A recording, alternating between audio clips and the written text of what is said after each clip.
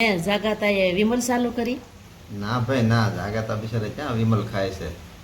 એ તો મને હળવું નવાઈ લાગી કે આ વિમલ કેમ જ લેવા આવ્યા જાગા પપ્પા.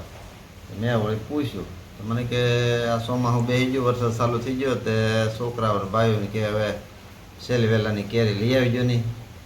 તે બિચારા કેરી લેવા ગયા પણ હવે કેસર તો કાંઈ મળે નહીં. ભાઈ કે કેસર જ લાવજો. પછી રાજાપુરી લઈ આવ્યા.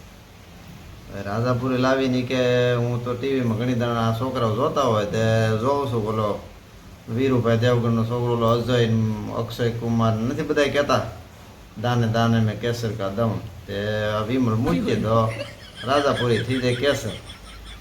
તે લાવવાની 4-5 વિમલ એમ કરીને વિમલ લઈ ગયા બિચારા. તો ત્યાં ઘેરે ગયા તા કડવીમાં કે સારું છું વિમલ લાવ્યા હતા. કેમ તો કે મારે આ બાલન ઘરના કે ખીર કરવી છે.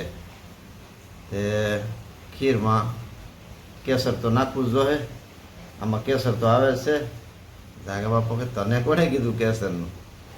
એ કે ભાઈ આ બાલાન ઘરના ક્યારેક ફરજામ જઈને ઢાળિયામાં ખૂણામાં ખાતા હોય, મોઢું બંબળાવતા હોય. મેં એને પૂછ્યું બેટા શું ખાવ છો?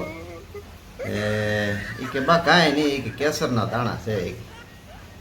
મેં એક દી ભાળી ગઈ, લાલ પડી ગઈ. પછી મેં પૂછ્યું મને કે હા બા શાકોની આમાં કેસર આવે કે આમ તો આપણે કાંઈ કેસર ખવાય નહીં, આમાં કેસર જ આવે.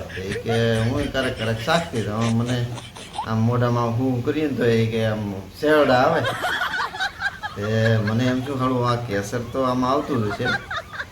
તે અમે તો કાયમ ખાચ્યું પણ મને એમ થયું કે આ તરહારા કેતી બિચારા ખાય કેસર. તો હાલ આજ ખીર બનાવીએ અને ખીરમાં નાચી બેગ પડી ગઈ તો કેસરવાળી ખીર થઈ જાય. એટલે જાગા બાપા એ હાટું વિમલ લઈને ગયા હતા.